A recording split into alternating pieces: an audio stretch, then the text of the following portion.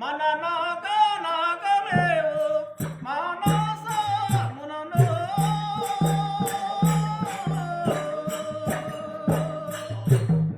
వన్నే చిన్నెలు ఎన్ని ఉండినానో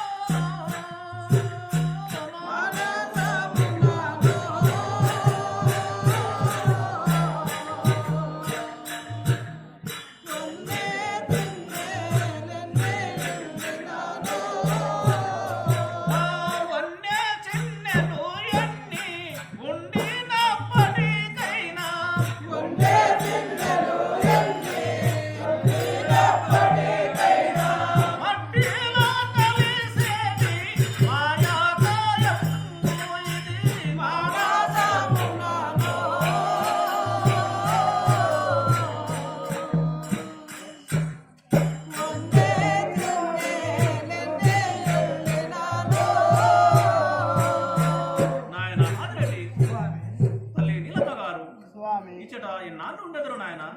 ఎన్ని రూపురేఖలున్నా వ్యక్తము కదా స్వామి. అయితే ఎన్ని రూపురేఖలు ఉన్నా మరి వరించుట తప్పు. ఈ మన దేహము ఈ మట్టిలో కలిసేది కదా ఎప్పటికైనా గాని. ఈ దేహము ఎన్ని రోజులకైనా మట్టిలోనే కలిసేది. అవును. ఎన్ని రూపురేఖలు ఉన్నా మరి స్త్రీలను చూసి గాని పురుషులను చూసి గాని వరించరాదనుచున్నావా స్వామి? అవును, ఇది సత్యము.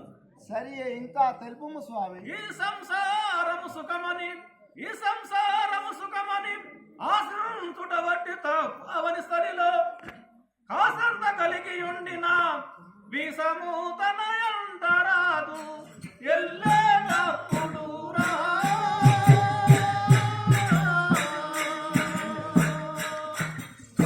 జీవాత్ముడు తరులేటప్పుడు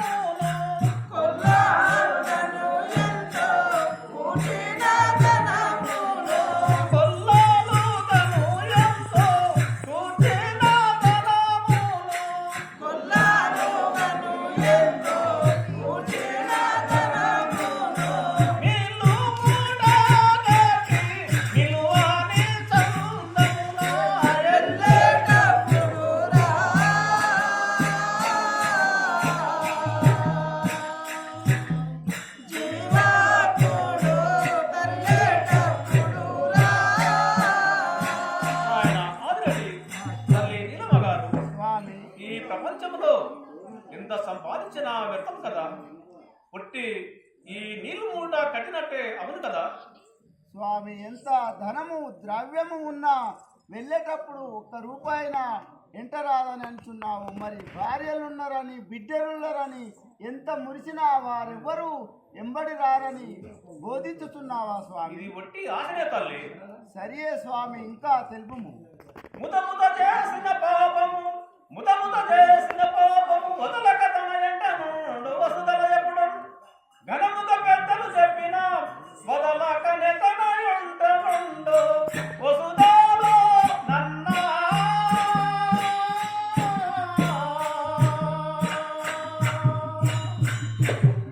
అది నాకయమా పడులో చూడన్నా వసుదలో నన్నా